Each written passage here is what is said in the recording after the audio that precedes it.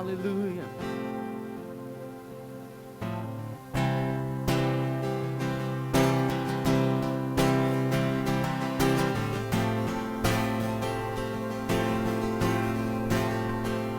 Meu louvor, Senhor, receba minha canção, um sinal, estou aqui por ti,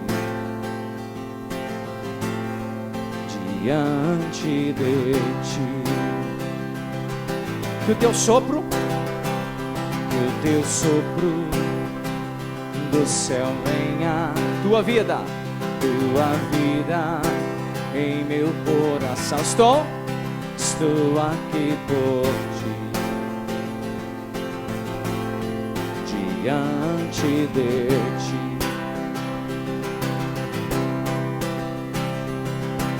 Coração aberto, nada em oculto, és meu maior desejo. Somente tu és santo, somente tu és santo, só tu és digno. Venha com teu fogo. Coração aberto, nada em oculto, és meu maior desejo. Somente tu és santo, só tu és digno. Venha com teu fogo. Vamos cantar do início, meu louvor,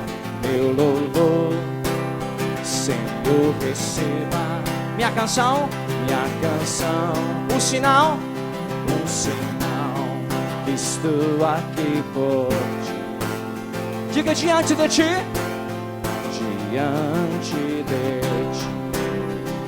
que o teu sopro do céu venha,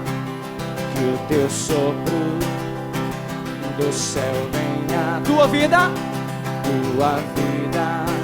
em meu coração.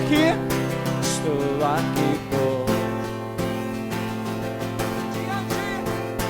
diante de ti, com coração aberto,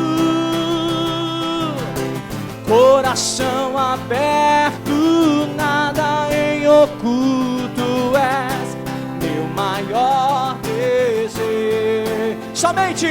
Somente tu, só tu és digno. Venha com teu fogo. Coração aberto,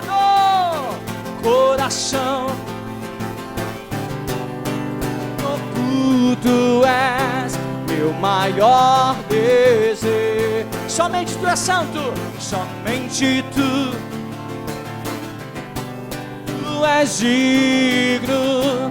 Venha com teu fogo. Meu louvor, Senhor, receba minha canção, um sinal, que estou aqui por ti. Diga pra ele, diante de ti,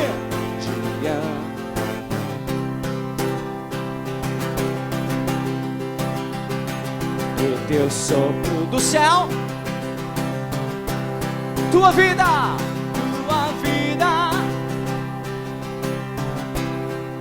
estou aqui por ti, diante de ti, com coração aberto,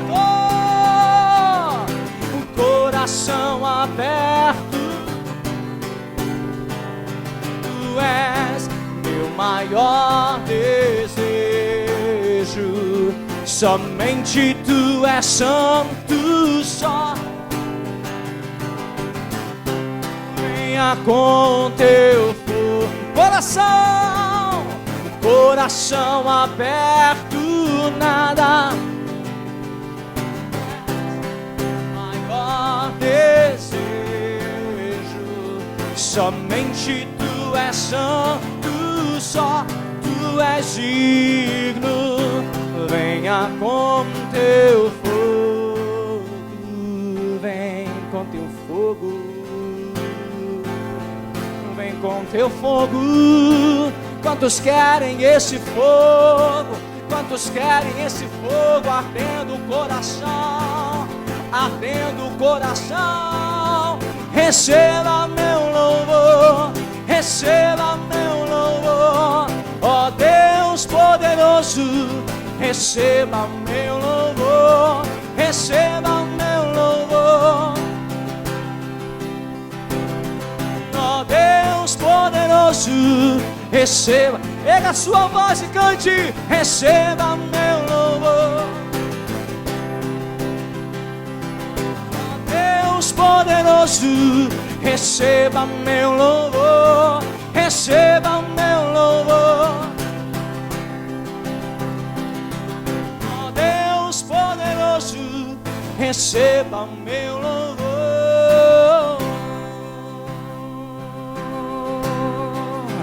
Receba minha adoração, receba minha adoração, Senhor.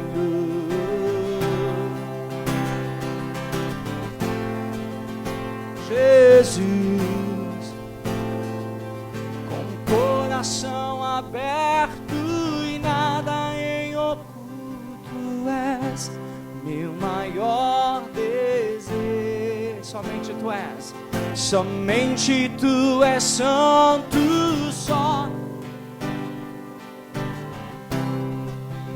Com teu fogo, coração aberto, nada oculto, és meu maior desejo. Somente tu és santo só. Tu és digno, venha com teu fogo, vem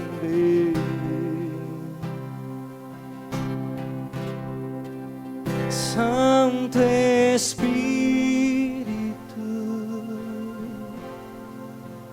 eu me rendo ao teu agir.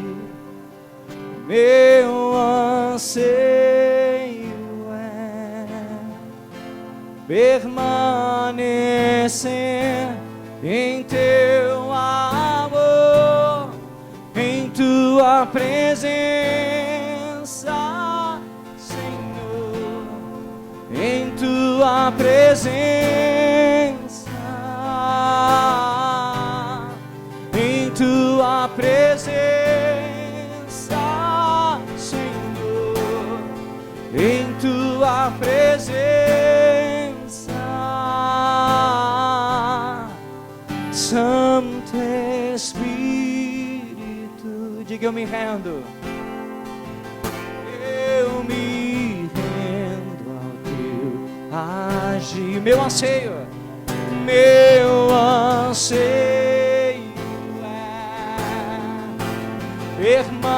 permanecer em teu amor, em tua presença.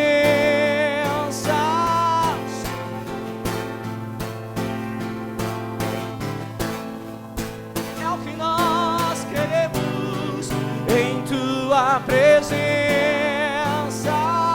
Senhor, tua presença.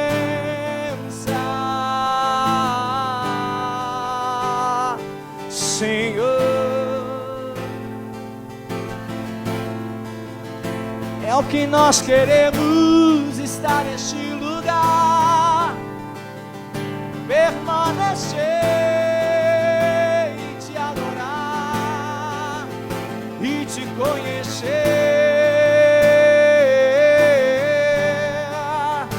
Santo Espírito, é o que nós precisamos. Libera a sua voz e comece a dizer o que você precisa. É da presença dele.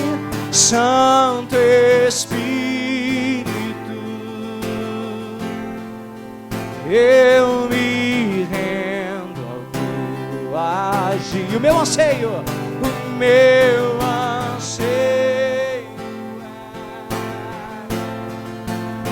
permanecer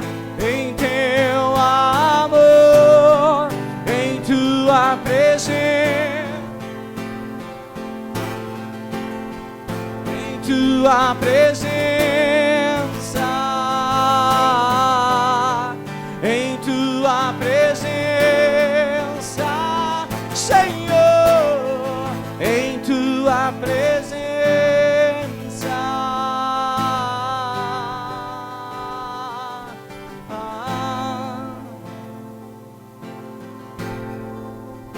Permanecer em ti,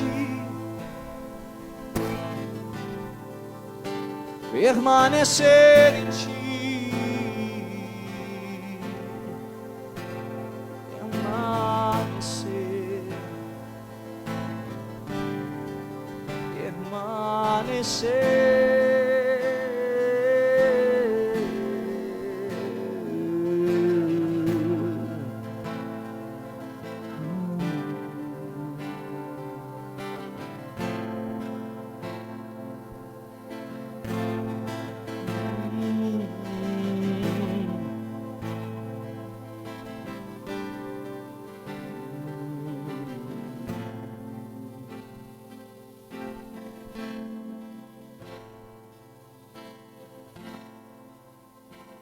Te amo, Deus, tua graça nunca falha. Todos os dias eu estou em tuas mãos.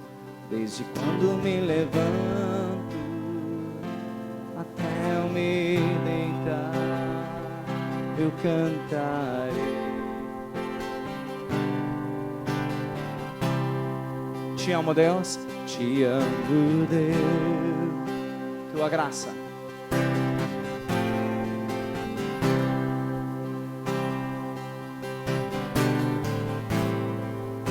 Eu estou em tuas mãos. Desde quando me levanto, desde quando me levanto, até eu me deitar, eu cantarei da bondade.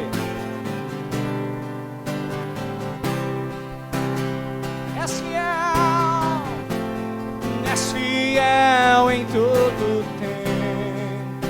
Você crê nisso? Em todo tempo tu és tão bom. Com todo o fôlego que tenho, eu cantarei da bondade de Deus. És fiel em todo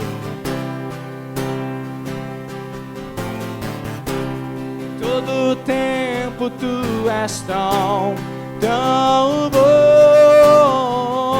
Com todo o fôlego que tenho, eu cantarei a bondade de Deus. Tua doce voz, tua doce voz,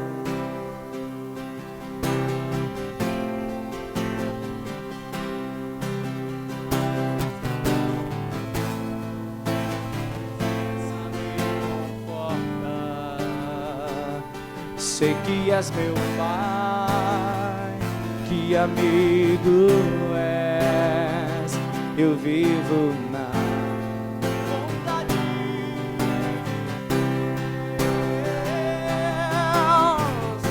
Deus. És fiel em todo tempo, em todo tempo tu és tão bom. Todo o fôlego que tenho, eu cantarei. Você pode cantar comigo? Tua bondade, bondade me seguirá, Senhor.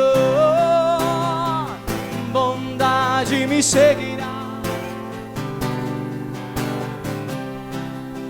Me rendo a ti, te dou o meu ser, entrego tudo a ti. Tua bondade me seguirá. Mais uma vez, tua bondade me seguirá.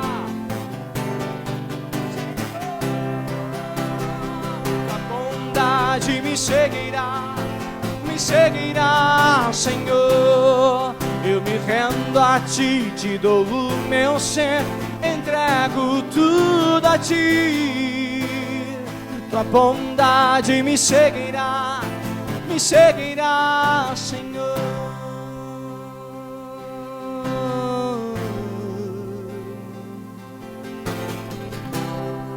Seguirão todos os dias.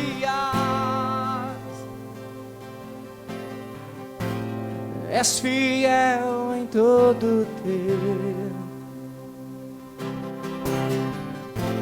Em todo tempo Tu és tão bom. Com todo o fôlego que tenho, eu cantarei da bondade de Deus. Mais uma vez, és fiel. Tu és fiel em todo tempo. Todo tempo Tu és tão bom. Com todo o fôlego que tenho, eu cantarei da bondade de Deus. Eu cantarei da bondade de Deus. Eu cantarei da bondade de Deus.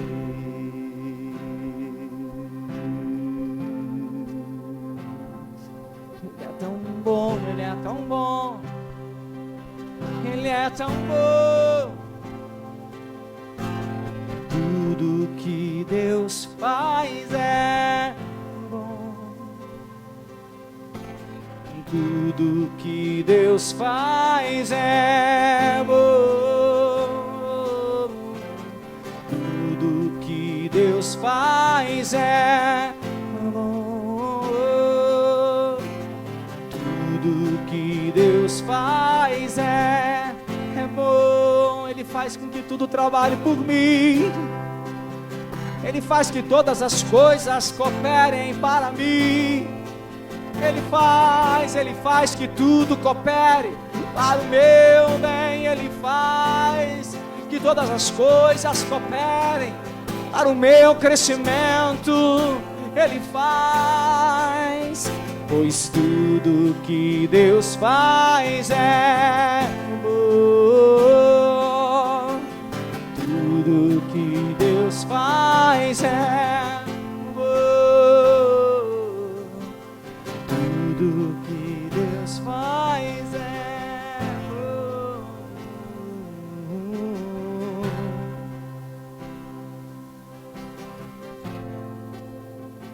És fiel. És fiel em todo tempo.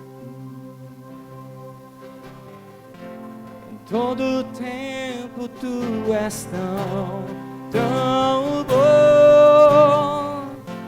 Com todo o fôlego que tem, eu cantarei da bondade de Deus.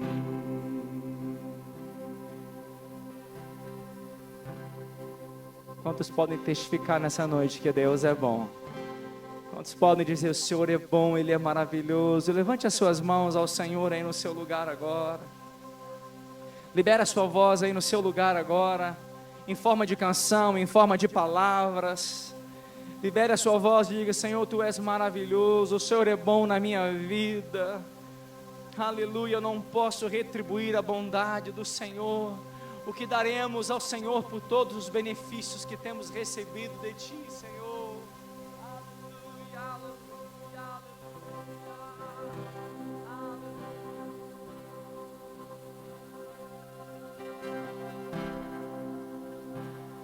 Ainda antes da gente terminar essa parte da música, eu queria ensinar o trecho de uma canção para você.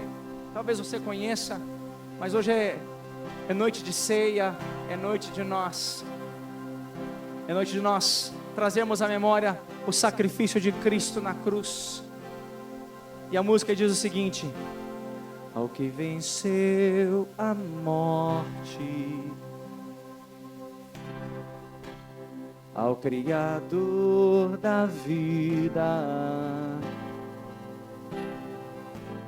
mudou a minha sorte. Quando não vi saída, quando não vi saída, Tu és Deus. Quem sou eu para negar o Teu poder? Mais uma vez, ao Criador, ao que venceu a morte, ao que venceu a morte, ao Criador da vida, ao Criador da vida, mudou a minha sorte, mudou a minha sorte. Quando não vi saída, aleluia! Quando não vi saída, Tu és Deus. Quem sou eu para negar o Teu poder?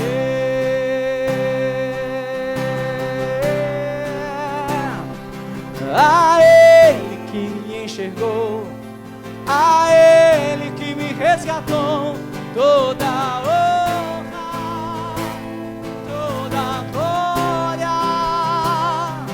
A Ele que comigo está e nunca me abandonará, toda honra, toda glória. A Ele que me enxergou, a Ele que me resgatou, toda honra, toda glória, toda glória. A Ele que comigo está e nunca me abandonará, toda honra, toda glória. Tu és Deus. Quem sou eu para negar o Teu poder? O Teu poder. Tu és Deus. E quem sou eu? Quem sou eu para negar o Teu poder? Conseguiu aprender isso daí? Quantos aqui podem testificar que o poder de Deus é inegável? Aleluia, só o fato de estarmos aqui nessa noite é por causa dEle, é por causa dEle que nós estamos nesse lugar. Então a Ele toda honra, toda glória, a Ele. Vamos cantar do início de novo? Ao que venceu a morte, ao Criador da vida, ao Criador da vida, mudou a minha sorte, mudou a minha sorte. Quando não vi saída, quando não vi saída, Tu és e Tu és Deus. Quem sou eu para negar o Teu poder?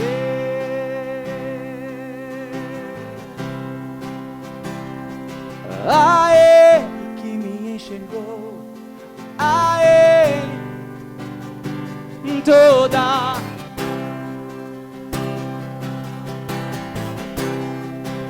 Então cante. A Ele que comigo está e nunca me abandonará.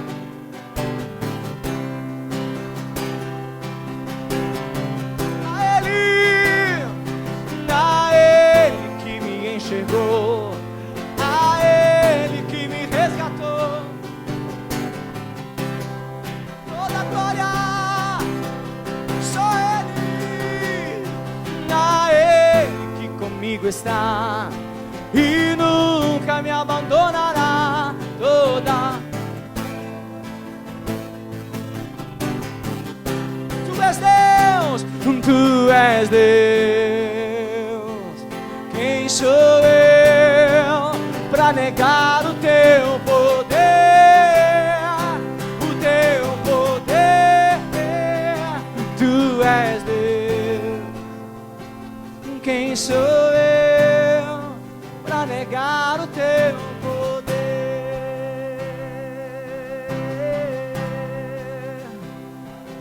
és Deus. Quem sou eu para negar o teu poder?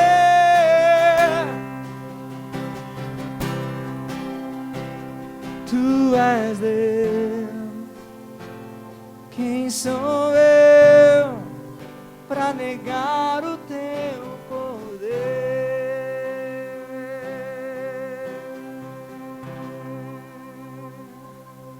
Aleluia, aleluia, aleluia. Tu és inegável.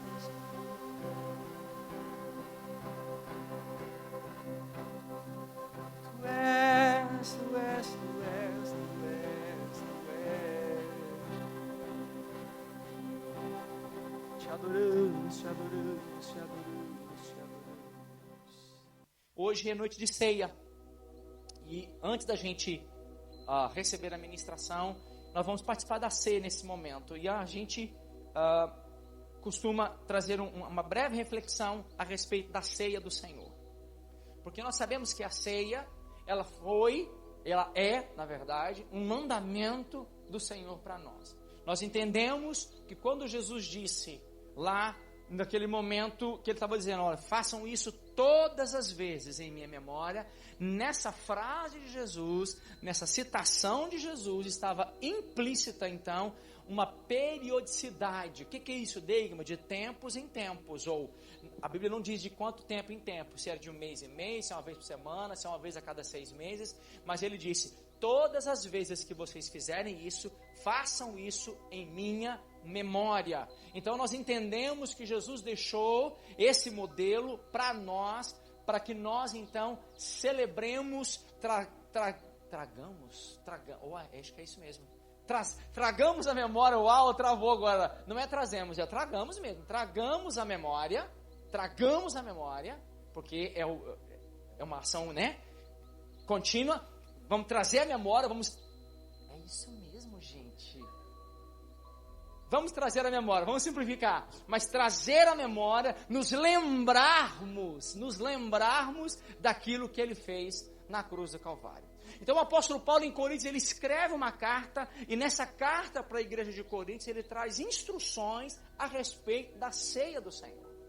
E ele começa a dizer, irmãos, olha, vocês precisam levar esse momento muito a sério, porque esse momento é um momento espiritual, e um momento espiritual com consequências espirituais. É algo espiritual que traz na minha vida consequências espirituais. Então, participar da ceia não é um calendário, não é um protocolo que a gente faz. Não, é um momento onde nós estamos reafirmando a nossa aliança, trazendo à memória o que Cristo fez por nós, fazendo novamente com Ele uma aliança, porque nos tempos bíblicos, um pacto, uma aliança, um contrato, ele era selado com pão e vinho. Quando Abraão foi dar o dízimo de tudo a Melquisedeque, diz a Bíblia, um homem sem dias e sem história, porque Melquisedeque, na verdade, ali, ele simboliza, e foi uma teofania, uma aparição de Jesus no Antigo Testamento. Quando Abraão, nesse momento desse encontro com Melquisedeque, ali muito antes da lei, muito antes de qualquer coisa, muito antes de Moisés, muito antes da tribo de Levi existir, Abraão então ele encontra-se com Melquisedeque, e naquele momento diz que eles comeram juntos pão e vinho. Esse pão e vinho simbolizava a aliança de Abraão com Melquisedeque. E queridos, quando Jesus, na noite, diz a palavra, e na noite em que ele foi traído, Jesus chama os seus discípulos, e então, juntamente com seus discípulos, depois de eles terem comido, eles terem feito uma refeição juntos, Jesus diz a Bíblia que ele pegou o pão, ele partiu o pão. Eu, assim, por questões sanitárias, né, no Brasil seria a vigilância sanitária, aqui seria o FDA. Por questões sanitárias, a gente não tem um pão inteiro aqui, para a gente sair partindo o pão de pedaço em pedaço. Mas esse é meu sonho de ceia, tá, irmãos? Eu quero que vocês saibam disso. Eu queria um pão inteiro, aonde a gente vem e a pessoa pega o pedaço do pão e ela tira o pedaço do pão para comer. Mas por questões sanitárias a gente não vai fazer isso, tá bom? Então já vem cortadinho, todo arrumadinho, para você pegar no seu pão. Mas Jesus pegou o pão, ele partiu o pão. E quando ele partiu o pão, ele disse: esse é o meu corpo que será partido por vocês. Esse é o meu corpo que será rasgado por vocês. Jesus estava dizendo o tipo de morte, o que aconteceria com ele e qual era o propósito disso. Jesus veio com um propósito. Posso ouvir um amém? Jesus veio com um propósito muito definido. Jesus veio dar a sua vida a nosso favor. Ele veio entregar-se por nós. Então o que é a ceia? A ceia é o momento em que eu estou trazendo à memória o que Cristo fez por mim. O pão, ele disse: eu sou o pão vivo que desceu do céu. E ele disse em outro texto, ele disse: aquele que não comer da minha carne e não beber do meu sangue, não tem parte comigo. Do que ele estava dizendo? Olha, se você não estiver ligado comigo, se você não estiver conectado comigo no corpo, não no corpo de Cristo, e crer no sacrifício, no sangue derramado na cruz, você não pode ter parte comigo. Então o que é a ceia? A ceia é o momento em que você e eu estamos mais uma vez dizendo: eu estou em Cristo e Cristo está em mim. Por isso a gente faz pelo menos uma vez por mês. Pelo menos uma vez por mês a gente tem esse momento aqui para fazer. Os empresários do Brasil, aqui eu acredito que tenha também, aliás até tem, é que no Brasil a gente fecha no final do ano, 31 de dezembro, a gente fecha para balanço. Aqui eu não sei. Segunda-feira eu fui na loja de instrumentos musicais no mall, fui para comprar um negócio lá. Quando eu cheguei segunda-feira, estava lá, fechado para balanço. Falei: puxa, mas segunda-feira, puxa vida. Então o que é a ceia? A ceia é o momento que a gente fecha para balanço. O que é fechar para balanço? Daí me explica para os mais jovens, né? A empresa ela fecha e ela faz a contagem de todo o estoque, se o que tem lá guardado, se está tudo certo, se está tudo em ordem, se está faltando alguma coisa, se está sobrando alguma coisa, se tem alguma coisa fora do lugar, porque a empresa tem que funcionar redondinha. E o que nós vamos fazer? A gente fecha para balanço. Como é que está a minha vida? Como é que eu estou diante do Senhor? Ipa, tem um negócio aqui que não está muito legal. Não está legal? Então eu vou consertar hoje. Hoje é noite de conserto, amém? Hoje é noite de arrependimento. Hoje é noite de perdão de pecados. Hoje é noite de salvação. Vou consertar e vou participar da ceia, do corpo e do sangue de Jesus. Isso é a ceia do Senhor. Quem pode participar da ceia do Senhor, irmãos? Quem pode participar da ceia do Senhor? Aqueles que creram. Aqueles que nasceram de novo, aqueles que estão conectados com Cristo. Eu talvez possa até gerar um escândalo em você, talvez eu possa até te escandalizar, mas a Bíblia não diz que só pode participar da ceia quem é batizado. E se ela não diz isso, eu também não posso dizer. Então, qual é o requisito para eu participar da ceia? Você tem que estar em Cristo. Amém? Você tem que ter nascido de novo. Você tem que ter convicção. Eu estou em Cristo e Cristo está em mim. Por que, Degma, que eu tenho que fazer isso? Porque quem participa da ceia, eu disse que a ceia é um ato espiritual com consequências espirituais. E quando eu participo da ceia de uma maneira indigna, de uma maneira eu não deveria participar, estou participando, como é um ato espiritual com consequências espirituais, eu teria consequências por causa disso. Ah, Degma, então tá bom, então eu não vou participar da ceia. Não, conserta. Entrega a sua vida para Cristo. Muda de vida, decida. Eu não vou mais caminhar assim. Eu agora vou. A minha vida está em Cristo e eu vou participar da ceia do Senhor. Eu estarei nele e ele em mim. Vocês estão entendendo, irmãos? Então é isso que é a ceia. A ceia é revigoramento da minha aliança com Ele. É a minha aliança sendo reacendida. É Cristo vivo em mim. Cristo vive, por isso o apóstolo Paulo disse: não sou eu mais quem vivo, mas Cristo vive em mim. E a vida que eu vivo agora na carne, não vivo mais, eu vivo nele, para Ele. Então a gente vai participar da ceia nesse momento, trazendo à memória o que Cristo fez por nós. Degma, mesmo depois de toda essa instrução, eu não me sinto pronto, não me sinto preparado, acho que não estou no momento, querido. É você e o Senhor. É entre você e o Senhor. Aqui não tem ninguém para apontar o dedo para dizer qualquer coisa. É entre você e o Senhor. Mas eu posso te dizer algo nessa noite. Você que não vai participar, resolva isso o mais rápido possível. Participe. Esteja participando desse momento espiritual, porque esse momento tem consequências espirituais na minha e na sua vida. Amém? Queria pedir ao pessoal que vai ajudar a gente a distribuir o material, os elementos, por favor.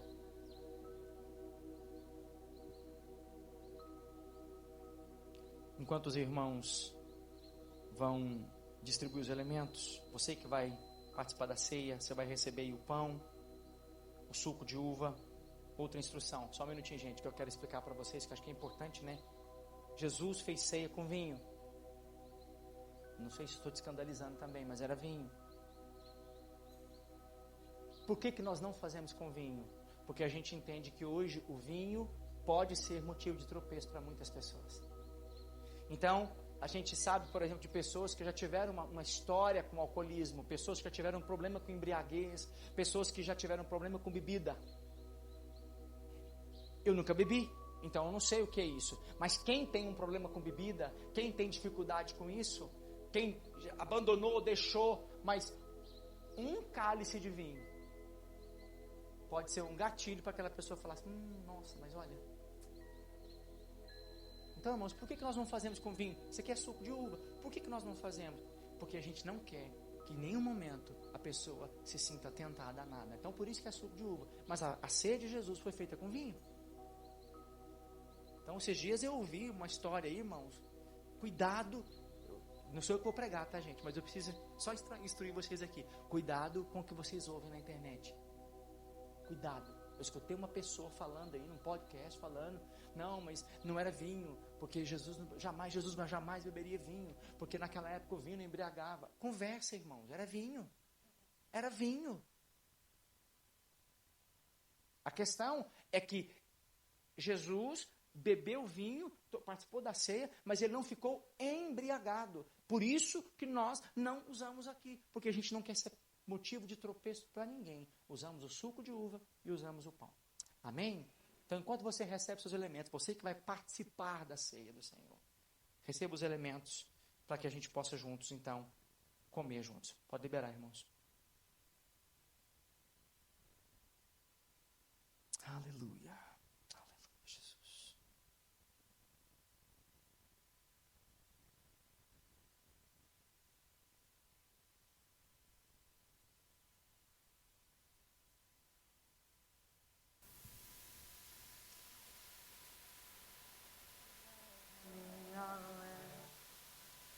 Todas as alturas, Aleluia, Jesus. ouço tua voz, fala de tua justiça pela minha vida. Jesus, esse é o teu sangue.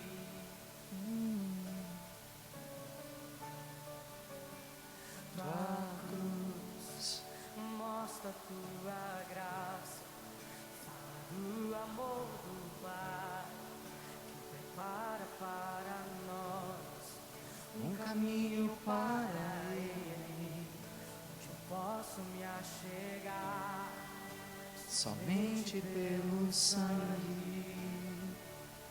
E esse sangue é o que nos lava de todo pecado. que nos lava dos pecados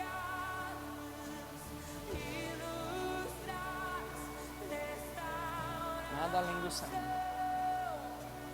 Nada além do sangue, nada além do sangue de Jesus que nos faz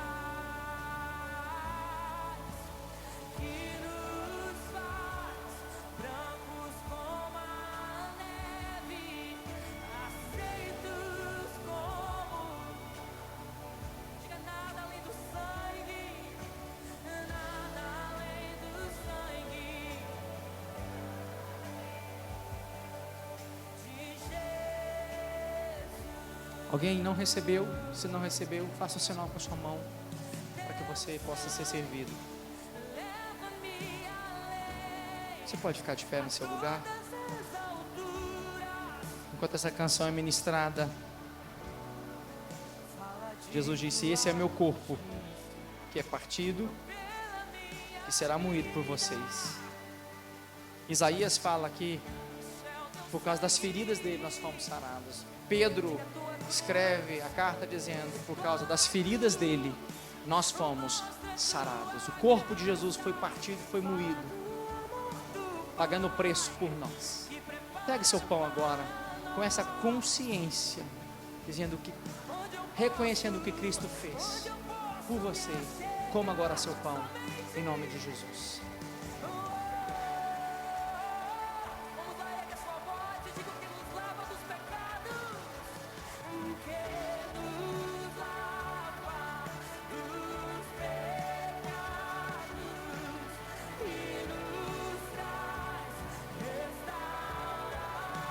Obrigado, Jesus.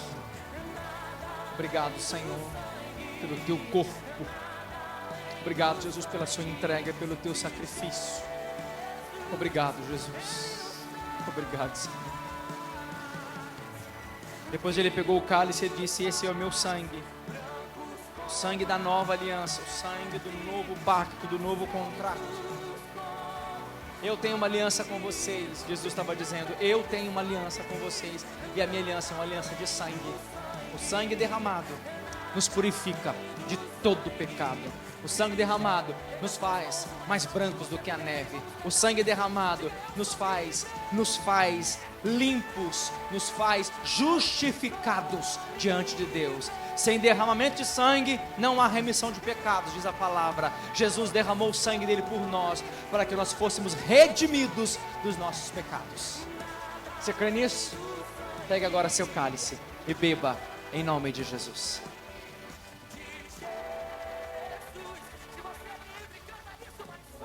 Você pode levantar suas mãos.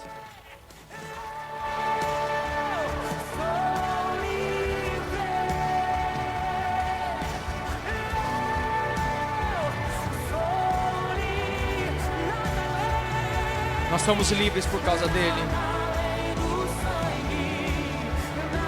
Vamos insistir mais uma vez. Vamos dizer que somos livres. Vamos dar aumente o volume da sua voz e diga: eu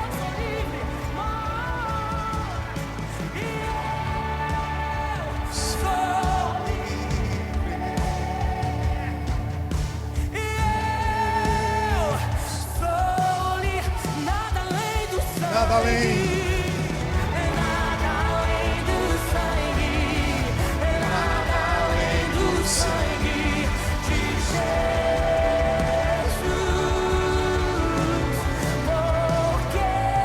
Pode cantar isso? Eu posso crer. Posso crer no amanhã, Porque Ele vive. porque não há mais temor, Não existe temor em nós. temor não há. Mas eu pensei,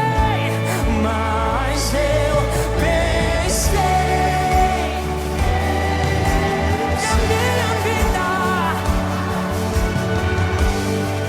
está na onde diga: está nas mãos, do meu Jesus, que vive, porque Ele vive.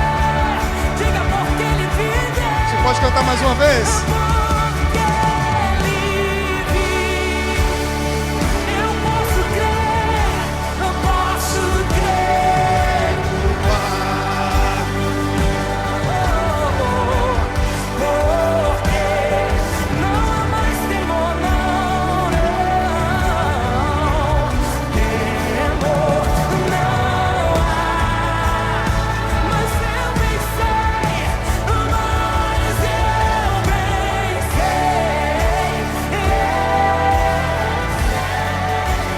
que a minha vida Está nas mãos está nas mãos do meu Jesus. Jesus, que vive. Aleluia. Você pode aplaudir ao Senhor esta tarde. Aleluia. Oh. Aleluia. A nossa vida está nas mãos do Senhor, do Criador que fez os céus e a terra. Aleluia, você pode tomar o seu lugar. Eu me sinto encorajado esta tarde em poder ministrar a palavra do Senhor, trazer a exposição da palavra do Senhor, que é uma tarefa de muita responsabilidade. Eu me sinto desafiado essa noite em poder transmitir a verdade do Senhor que contém as palavras de vida eterna. Eu convido você a abrir a sua Bíblia no livro de Tiago, capítulo 1, verso 8, que é o nosso ponto de partida. E eu gostaria de falar a respeito de um tema muito relevante, que é sobre inconstância. A inconstância é considerada um dos grandes mal da humanidade. Desde que o mundo é mundo, a inconstância ela trava muitas pessoas de poder avançar em várias áreas da vida, tanto na vida profissional, na vida social, na sua vida principalmente espiritual. Então a inconstância é algo que nós temos que saber conviver e lidar com ela. Então o nosso ponto de partida é Tiago, capítulo 1, verso 8. Eu não sei se vai projetar, eu não sei se a minha versão vai ser semelhante. A minha versão é um pouco diferente, ela é uma Almeida. O homem de ânimo dobre é inconstante em todos os seus caminhos. Repetindo mais uma vez, o homem de ânimo dobre é inconstante em todos os seus caminhos. Segundo o dicionário Strong, essa palavra ânimo dobre significa uma mente dupla. Uma pessoa que tem uma mente vacilante, incerto, duvidoso, e ele tem um interesse dividido. Para a gente ter um plano de fundo aqui sobre este capítulo, a gente tem que contar um pouco da parte histórica deste texto. Esse texto aqui ele foi escrito por Tiago, irmão de Jesus, há cerca de 62 anos a 70 anos depois de Cristo. Nesse período, quando ele escreve esse texto, os judeus eles viviam a diáspora. O que é a diáspora? É o espalhamento, acho que está na microfonia, não sei, mais próximo? Tá. A diáspora aconteceu quando os romanos tomaram Jerusalém e os judeus foram expulsos de Jerusalém e foram espalhados em várias nações circunvizinhas. Então Tiago, ele escreve esse texto endereçado a esses irmãos, para que esses irmãos sejam encorajados pela fé, encorajados assim a viver em fé e ser constante em tudo que eles fizessem. Era um contexto difícil, um contexto onde eles tinham a sua nação ali, viviam na sua nação, vieram os romanos, tomaram aquela nação e eles foram dizimados e espalhados por vários lugares da terra. Então essa é a segunda diáspora que acontece em Jerusalém, só como um plano de fundo. Mas qual é a definição de inconstância? Característica ou condição de inconstante, ausência de consistência, inexistência de firmeza, inexistência de solidez de pensamentos, opiniões ou reflexões, instabilidade ou incerteza, são algumas definições. Agora, o que é uma pessoa inconstante? O inconstante é aquela pessoa que tende a mudar de ideia com frequência, com facilidade, dependendo da situação. Isso é ser uma pessoa inconstante. Agora, a minha introdução diz o seguinte: a inconstância, ela prende você num ciclo vicioso de altos e baixos. Conforme a circunstância acontece, uma hora você avança, outra hora você retrocede, e em certos momentos você se sente para cima, em certos momentos você se sente para baixo. Isso é ser inconstante. E tem hora que você está com todo o gás, você está animado, você está disposto, mas tem hora que aquele gás acaba, vai embora e você fica ali estagnado e você não quer mais avançar. E a inconstância é uma armadilha que nos impede de colher frutos da persistência. Porque quando a gente se torna uma pessoa inconstante, a gente fica impedido de colher aquilo que Deus preparou para mim, preparou para você. Então, essa inconstância no meio cristão, ela meio que destrói e ela trava a vida do cristão, porque tem hora que o cristão ele está agitado, ele está animado, ele avança, mas tem hora que ele retrocede. E aí isso aí vira um ciclo vicioso. A gente muitas vezes dá um passo para frente e 2 passos para trás. E a gente, ao invés de avançar, a gente faz regredir. Então, isso faz parte da nossa vida. E no mundo espiritual, a gente tem que saber lidar com isso. Agora, pensa comigo. Quantas vezes você começou algo e desistiu? Desistiu no meio do caminho. Quantas vezes você ficou abalado por um problema que logo se mostrou resolvido?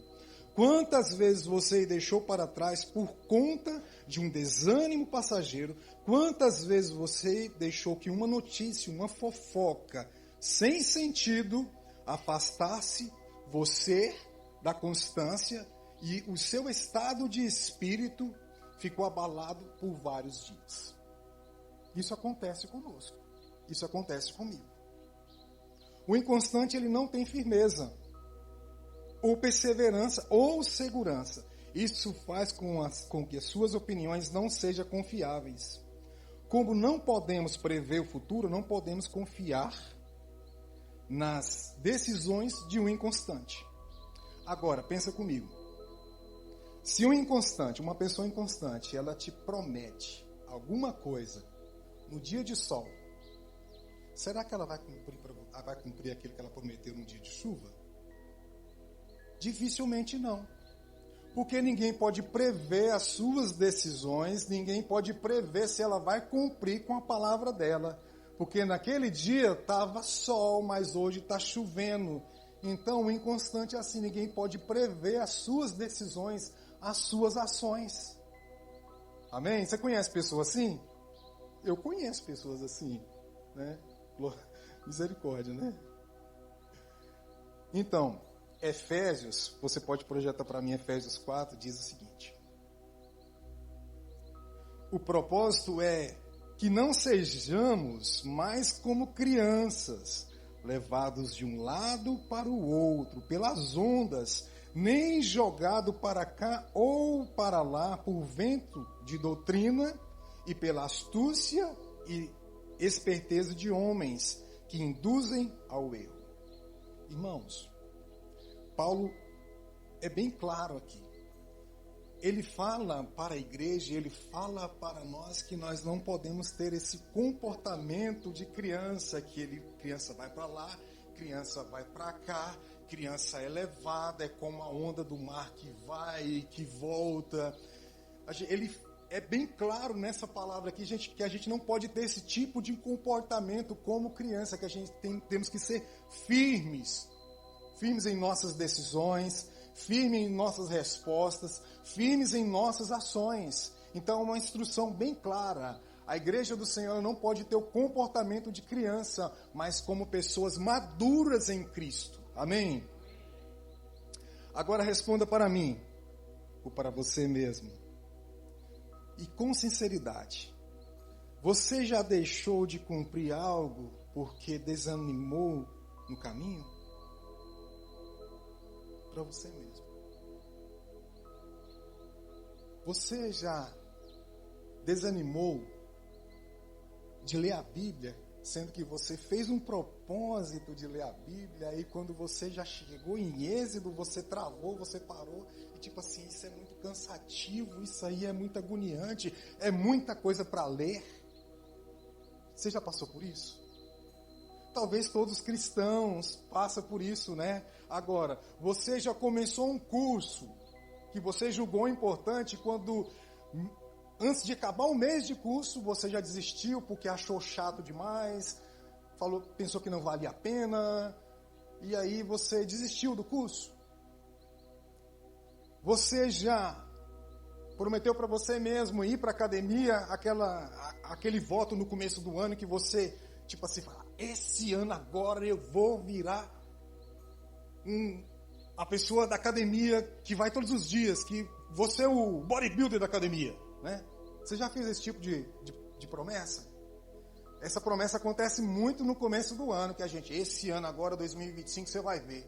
Aí vai o primeiro dia na academia, vai o segundo, a primeira semana tá lá, tá firme, tá impressionando, e posta stories, tá lá desse jeito. Segunda semana já não é aquele gás todo. Na terceira semana, você já joga a toalha, nem vence a mensalidade, você já joga a toalha e pronto, já não quer fazer mais. Isso se chama inconstância. Coisas que nós começamos e não damos assim por terminado, e paramos no meio do caminho sem uma conclusão. E você já propôs no seu coração, eu vou começar um devocional diário. Todos os dias eu vou tirar um tempo para Deus, eu vou para o meu quarto, eu vou colocar uma música, eu vou ler a Bíblia e vou começar um devocional com Deus, eu vou começar um diálogo com Deus, uma conversa com Deus. A gente também faz esse tipo de proposta, de interesse, mas a gente não conclui, porque muitas vezes a gente não é constante o suficiente para cumprir com aquilo que a gente, com aquele voto, com aquela promessa que a gente fez para nós mesmos. Você já desistiu várias vezes do mesmo projeto, da mesma atividade? Você já desistiu do propósito de Deus que Ele tem para você?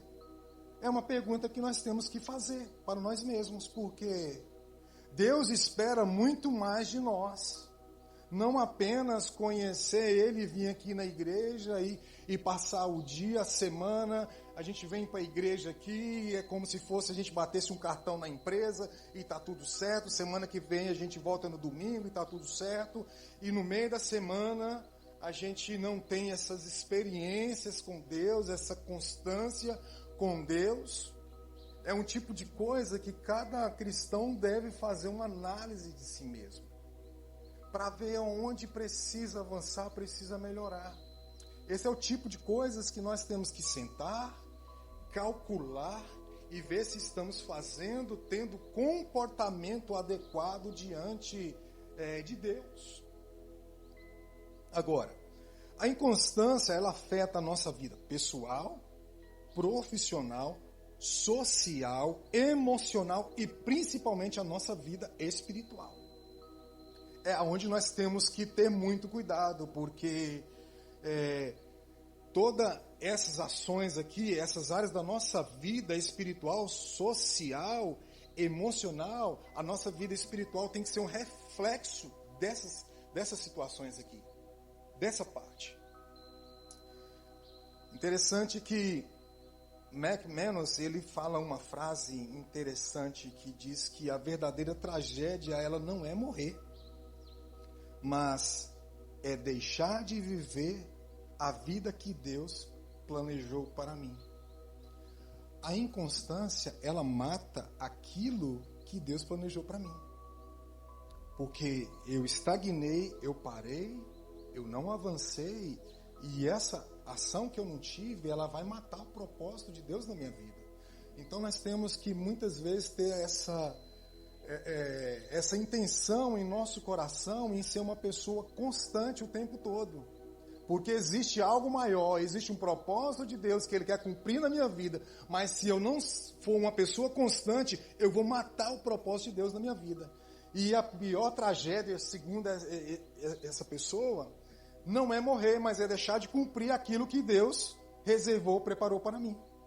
Imagina você chegar no final da sua vida e começar a pensar, eu não cumpri aquilo que Deus planejou para mim porque eu fui inconstante. Será uma decepção. Então nós temos que ter essa ciência na nossa cabeça de entender que nós precisamos ter constância nas nossas ações. A inconstância, ela aborta aquilo que Deus preparou para mim. Eu tenho certeza de que eu e você já deparamos e vamos nos deparar com uma inconstância espiritual. E por isso, irmãos, eu acredito que Deus, baseado na Bíblia, Ele tem uma resposta para nós, para lidar com a inconstância. Eu pediria a você que abrisse a sua Bíblia no Salmo 119, onde nós vamos ver algumas verdades para lidar com a inconstância. Aleluia. Salmo 119, por curiosidade, este é o maior Salmos, com mais versículos na Bíblia. Tem cerca de 176 versículos, mas dentre eles eu destaquei 2 versículos que vai falar conosco profundamente.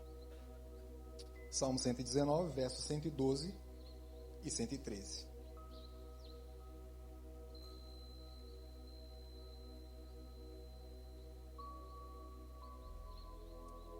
Salmo 119, 112 e 113 diz assim: o salmista, esses salmos é atribuído a Davi, não tem uma certeza, afirmação sobre o autor, mas alguns teólogos diz que esse salmo foi escrito por Davi.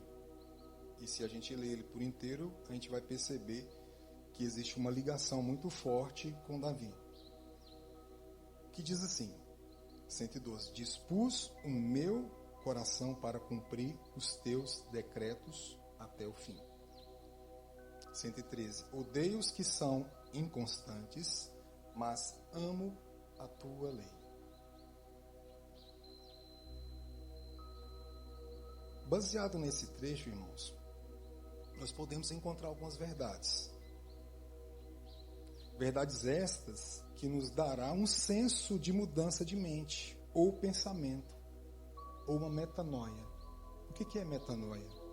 É uma ação de mudar de ideia ou pensamento, ou seja, deixar de seguir ou acreditar em determinada coisa para viver um novo modo de enxergar a vida.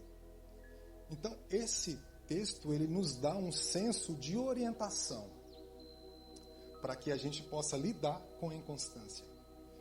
E ele diz assim, né? Vamos lá para o 112. Dispus o meu coração para cumprir os teus decretos até o fim. E a primeira ação que nós vemos bem clara aqui, a primeira verdade que nós vemos aqui, existe uma decisão aqui, neste verso. Essa devoção do salmista vem do seu interior, que levou ele a decidir em cumprir os decretos de Deus. Existe aqui um prazer embutido.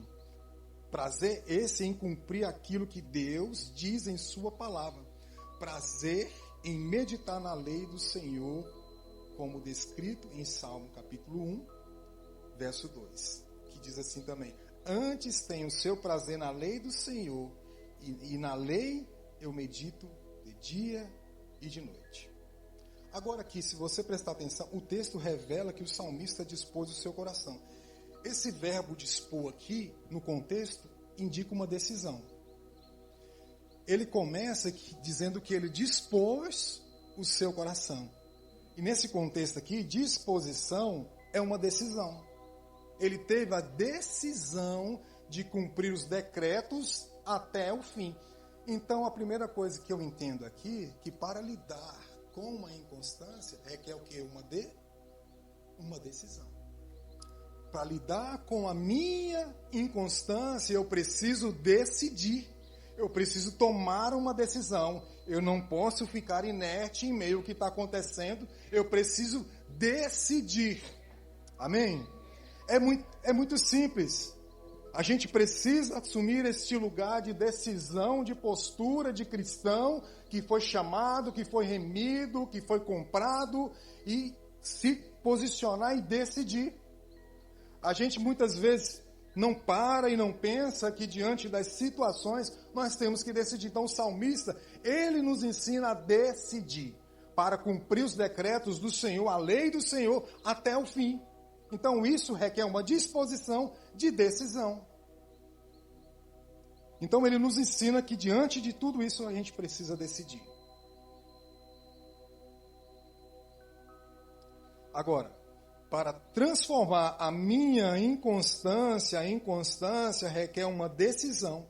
Sem uma decisão firme, você não vence a inconstância. Essa decisão, ela é minha. Eu não posso terceirizar, eu não posso deixar que fala, Deus decide por mim para que eu seja constante. Não, essa decisão tem que ser minha. Essa decisão não é do pastor e da pastora, é minha. Eu decido ser constante em tudo que eu fizer na obra do Senhor, para o Senhor, espiritualmente. É uma decisão. Então ele nos ensina muito a respeito de decidir. Essa é uma decisão que tem que ser minha, não pode ser terceirizada. Há simplesmente uma decisão para dispor o meu coração. Irmãos, se tem uma coisa que Deus deseja em nós é encontrar essa disposição. Deus, eu penso assim, que Ele fica olhando para nós e desejando que a gente tenha essa disposição de segui-lo, de amá-lo, de cumprir os seus decretos, de amar a sua palavra, de amar a sua lei. Ele quer encontrar essa disposição em nós. É uma disposição que ela tem que ser duradoura, ela não pode ser apenas transitória, passageira. Muitas vezes eu sei que a gente se sente para baixo, desmotivado, mas nós temos que encontrar essa disposição e essa vontade de se dispor ao Senhor em Deus. Saber que Ele está acima de todas as coisas, saber que Ele governa sobre tudo e sobre todos. Amém? Então Deus deseja ter um povo que decide e que seja constante. Que não fica colocando para uma pessoa, você tem que decidir. Não, quem decide é o pastor. Não, quem decide é Deus. Se alguém falar para mim ser constante, eu tenho que ser constante. Não, eu tenho que falar para mim mesmo que eu tenho que ser constante e tenho que sim acreditar no que eu estou dizendo e fazer essa caminhada de constância. Amém. Aleluia. Agora, essa disposição, ela tem que ser consciente. Disposição consciente. Decisão e disposição consciente. Mas como assim consciente? Eu decido fazer. Aqui existe uma ação. Ação de lutar contra a inconstância. Disposição consciente. Eu entendi na minha mente que eu preciso ter uma decisão e eu preciso ter constância na minha vida. A gente tem que ter consciência do que a gente quer. E não só uma consciência, mas uma disposição intencional. Eu entendo o que é disposição intencional. Eu entendo o que estou fazendo. Fazendo isso, eu sei que eu estou fazendo isso, eu não vou permanecer como estou. Então são duas coisas que nós precisamos ter para decidir. Disposição consciente, uma ação de lutar contra a inconstância. Disposição intencional, eu entendo o que eu estou fazendo, que eu estou lutando, porque eu não quero permanecer uma pessoa inconstante. Se desejamos avançar em nossa vida espiritual, precisamos decidir em dar um passo a mais. Até mesmo, se necessário, renunciar coisas que não estão contribuindo para o nosso crescimento em Deus. Precisamos desapegar, abandonar toda a complicação, todo o embaraço, se queremos ser pessoas constantes. Olha só que no livro de 2 Timóteo, capítulo 2, verso 4, diz que nenhum soldado se deixa envolver pelos negócios dessa vida para poder agradar aquele que alistou. Aqui está dizendo que um bom soldado, aquele que se alistou, o Senhor que o alistou, ele não se prende, ele não se embaraça, ele abandona tudo que atrapalha ele, porque ele sabe aonde ele está indo, ele sabe qual é a missão que ele tem que cumprir. Ele sabe que ele tem que ser uma pessoa constante o tempo todo. Então, se você é um soldado de Jesus, você não pode ficar preso a coisas, a situações que te atrapalham de você avançar. Então, para sermos uma pessoa constante, eu tenho que me desapegar. Eu não posso ter embaraço. Eu sei que muitas vezes a gente tem que abrir mão de algumas coisas se desejamos avançar a nossa constância. Não apenas decidir, mas abandonar algumas coisas que nos atrapalham de avançar.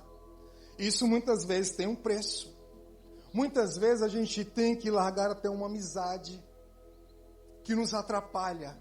Não deixar de ser amigo, não é isso que eu quero dizer, mas focar em outras coisas, porque muitas vezes nós temos algumas situações, alguns amigos que nos trava de avançar, de sermos pessoas constantes.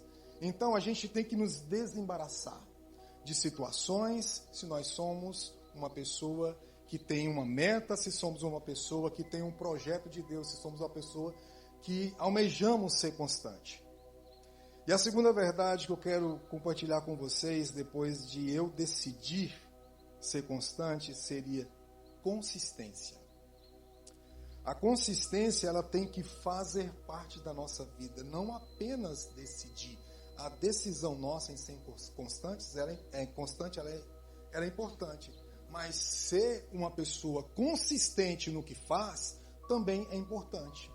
Essa consistência, ela fala de firmeza, ela fala de que você vai enfrentar várias situações, várias coisas, mas em meio a tudo isso, você vai se manter forte e firme.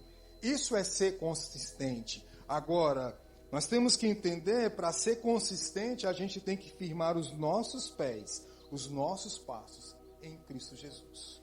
Porque Ele vai garantir a consistência necessária para a gente ficar firme em meio à tempestade, em meio aos obstáculos. Eu sei que a vida para alguns não é algo muito trivial, muito simples, mas Jesus, Ele nos promete que Ele enviaria o Consolador para nos ajudar em todas as nossas fraquezas. Gente, nós passamos tribulações e assim, situações difíceis, mas quando a gente olha para a vida de Paulo, ele passou muito mais coisas do que nós, e muitas vezes a gente se abala por qualquer coisa. E a gente tem que ser essa pessoa consistente que encontrou um lugar de segurança igual o apóstolo Paulo. A gente não passa nenhuma fração do que ele passou, mas tudo que ele passou, ele se manteve firme. Isso se fala de consistência. E um cara que fala assim, em meio à tribulação, essa leve e momentânea tribulação. Gente, que leve e momentânea tribulação. Se fosse com nós, a gente, já tinha vazado, porque é algo assim, que a gente não consegue entender como que um homem daquele passa por tudo isso e se mantém firme. Então a gente tem que ter consistência na nossa caminhada. Não é apenas decidir. A consistência tem que fazer parte da nossa vida. Porque ele fala assim, dispus o meu coração para cumprir os teus decretos até onde? Até o fim. Ele chegou até o fim por quê? Por causa da consistência que ele tinha. Se queremos chegar no nosso objetivo, se queremos chegar no grande dia, no grande final, o escatom de Deus, o cumprimento de todas as coisas, o cumprimento do propósito de Deus, nós temos que ser uma pessoa consistentes em Deus, consistente na nossa caminhada. E a consistência, ela faz toda a diferença. Assim, eu gosto de andar com pessoas consistentes. Eu gosto de andar com pessoas que são firmes.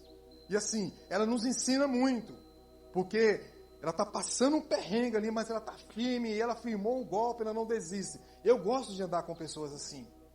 Existe um desenho, eu esqueci o nome, que é de umas hienas, que elas começam a reclamar por qualquer tipo de situação. Ô dia, ô céus, ô vida. Então, esse tipo de pessoa, a gente tem que se afastar, porque ela não mostra nenhum tipo de consistência. Ou se afastar, ou chegar e dar uma palavra de ânimo dela. Ei, seja consistente, você é forte, a palavra do Senhor está em você, né? E tem que ser assim. Então, se queremos chegar no grande dia, no grande final, o cumprimento de todas as coisas que vai garantir é a nossa consistência. A nossa decisão, primeiro ponto, e depois a nossa consistência. Tomar uma decisão sólida é um processo importante, mas não é tudo. Depois de decidir, você precisa de consistência para chegar ao fim. Olha o que diz 1 Coríntios, verso 15, 58. Portanto, meus amados irmãos, sedes firmes e constantes, sempre abundantes, sabendo que o vosso trabalho no Senhor não é vão. Paulo traz uma instrução clara e diz para nós devemos ser firmes e constantes, sopra o vento, se abalam as situações ao redor de nós. A nossa casa muitas vezes não está como aquilo que nós desejamos. O nosso trabalho não está a 100%. A minha família precisa encaixar algumas coisas. O vento está batendo contra a minha vida, né? A minha casa está sofrendo ataques. Mas eu estou aqui, firme e constante no Senhor. Essa firmeza faz toda a diferença, meu amado. Vai ter momentos difíceis? Sim, vai ter. Vai ter momentos que você vai querer desistir? Vai ter. Mas o que vai fazer toda a diferença nisso é o meu posicionamento em ser consistente. Falar, Deus, daqui eu não saio.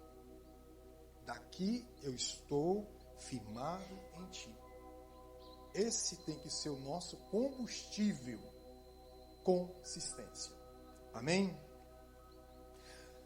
Se você não seguir a vida com constância, você será afetado por qualquer tipo de circunstância.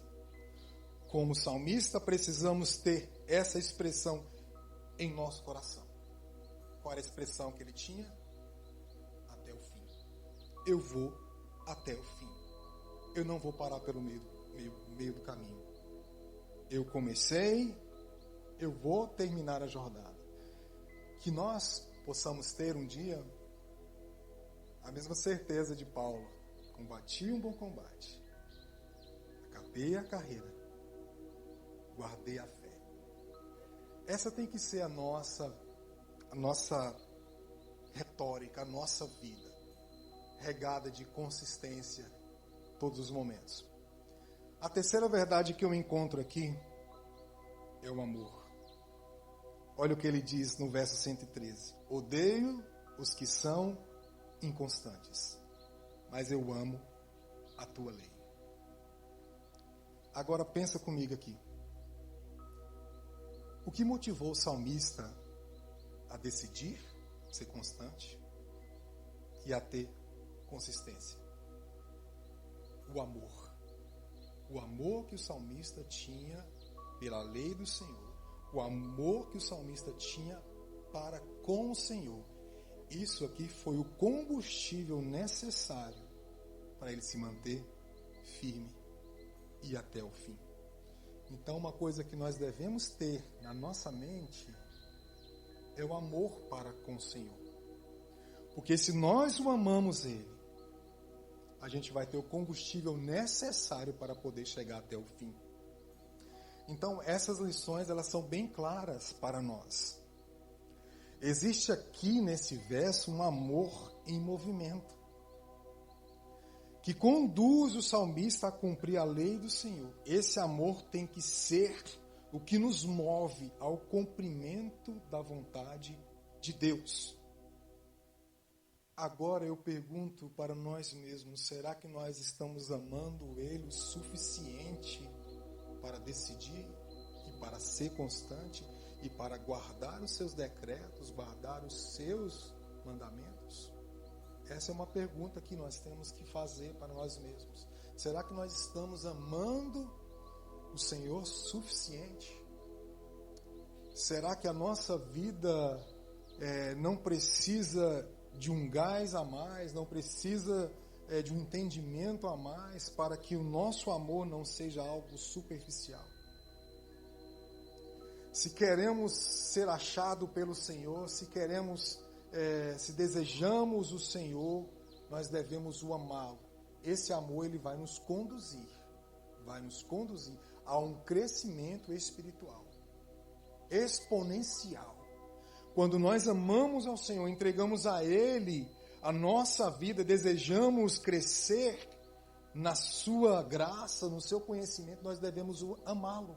Porque esse amor, ele vai fazer toda a diferença na nossa vida, no nosso trabalho, na nossa casa. Em todas as áreas da nossa vida vai fazer a diferença. Então, o que manteve aqui o salmista a decidir e a ser consistente foi o amor. Agora, para terminar, eu queria ler com vocês João 14, a partir do verso 15.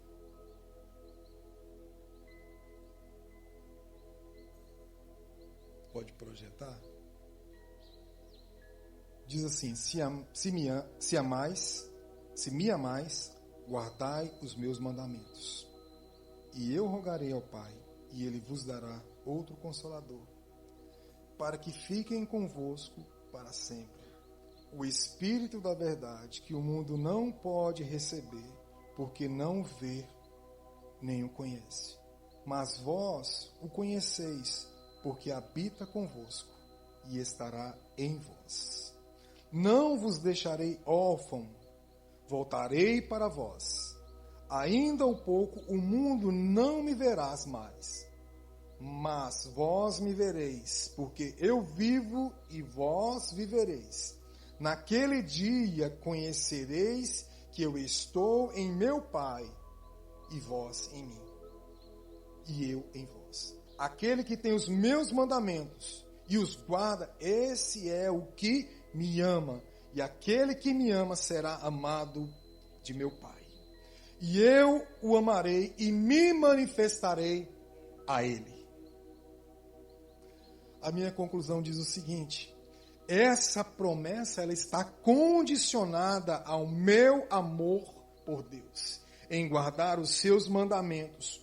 Contudo, precisamos decidir sermos constantes, consistentes e amar a Deus sobre todas as coisas.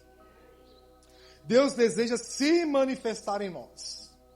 Porque quando eu o amo, Ele se manifesta em nós. Porque quando Ele manifesta em nós, Ele se torna a esperança da glória. Porque Cristo em nós é a esperança da glória. Meu amado, Deus deseja manifestar em nós. Deus deseja fazer morada em nós permanente, porque nós decidimos amá-lo. E se nós decidimos amá-lo, Ele está em nós. Isso é condicional. Para Ele se manifestar em nós, nós precisamos amá-lo, porque Ele fala: se você está em mim, eu estarei em você. A nossa sociedade precisa de pessoas que manifestam a presença do Senhor, que manifestam a glória do Senhor. A nossa sociedade, a nossa cidade, a nossa família precisa de pessoas que amam a Deus e que quando chega num ambiente, aquela pessoa é diferente porque ela está manifestando a glória do Senhor. Você deseja manifestar a glória do Senhor? Você pode ficar de pé. Eu desejo manifestar a glória do Senhor. Eu desejo amá-lo com todo o meu entendimento, com todo o meu coração. Ainda que eu não o veja, mas eu sei que Ele está dentro de mim. Esse tem que ser a nossa tônica, a nossa canção. Eu preciso amar a Jesus. Ele precisa estar em mim. Eu preciso decidir. Eu preciso ser consistente. E, sobretudo, eu preciso amá-lo sobre todas as coisas. Sobre o meu trabalho, sobre o meu dinheiro, sobre a minha casa. Eu preciso amá-lo sobre todas as coisas. E esse amor tem que ser um amor sem reserva. Aleluia, você pode fechar os seus olhos? Aleluia, Jesus. Oh, Jesus. Nós queremos te amar, Jesus. Nos ensina a te amar, Jesus. Nós queremos, ó Deus, ser achado por ti em amor, em gratidão. Nós não queremos ser uma pessoa, ó Deus, que para no meio do caminho por causa de situações. Deus, eu não quero ser uma pessoa que vive numa gangorra espiritual, que uma hora ela vai, que outra hora ela vem. Eu não quero, Deus, ser como uma onda do mar, vivendo por inconstância, Deus. Eu quero ser uma pessoa firme, eu quero ser uma pessoa consciente do que eu estou fazendo. Você pode orar ao Senhor nessa noite. Nos ensina a ser constantes, Jesus. Nos ensina, Deus, a enfrentar os dias maus. Nos ensina a ficar firmes, edificados sobre a rocha, Jesus. Não se turbe o vosso coração. Crede em Deus e também em mim. Na casa de meu Pai há muitas moradas. Se não fosse assim, eu não teria agido. Preparar-vos um lugar, eu virei, vos levarei para mim mesmo. Vós conheceis o caminho para onde eu vou. Eu sou o caminho, a verdade, a vida. Ninguém vem ao Pai a não ser por mim. Em verdade eu vos digo que eu vou para o Pai, mas aquele que crer em mim, obras maiores fará.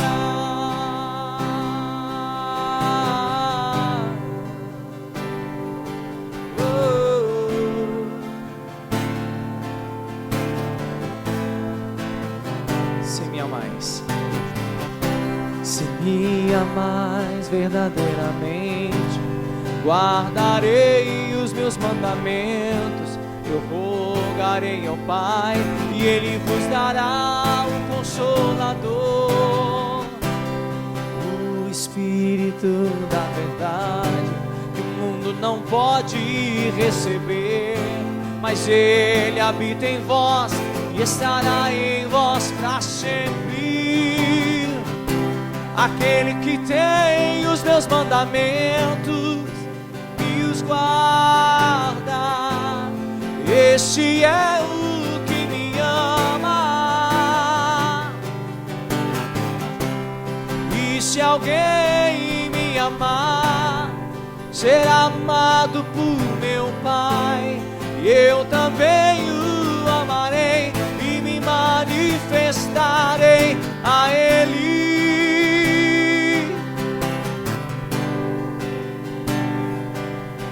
A Ele. Declara comigo: quero te amar, quero te amar mais, Senhor. Quero te amar mais, Senhor.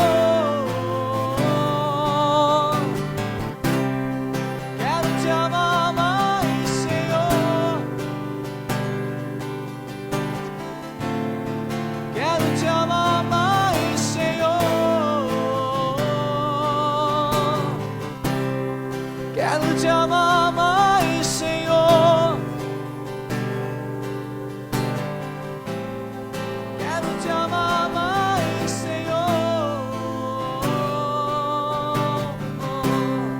Quero te amar mais, Senhor. Quero te amar mais, Senhor.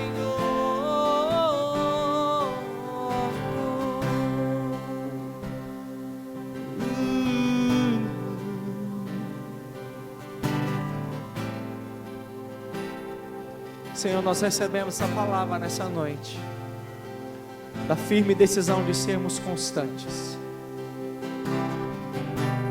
de irmos até o fim, de amar ao Senhor acima de todas as coisas, de te amar, ó Deus, de te amar, de te amar, de te amar. Será que você pode, vamos terminar orando por a pessoa que está do seu lado? Se você quiser, claro, ore por essa pessoa, declarando que o amor dela ao Senhor vai fazer com que ela tome a firme decisão de ser consistente e constante até o fim, até o fim, até o fim.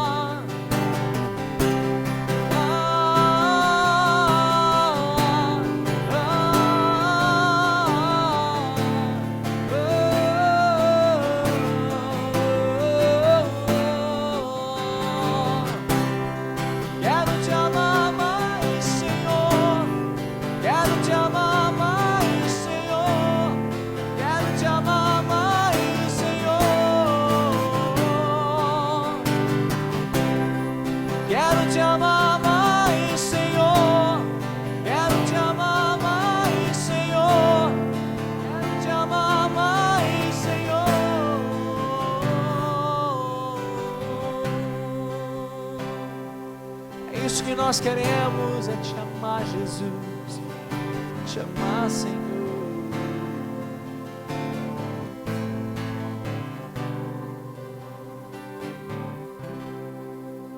Amém, igreja?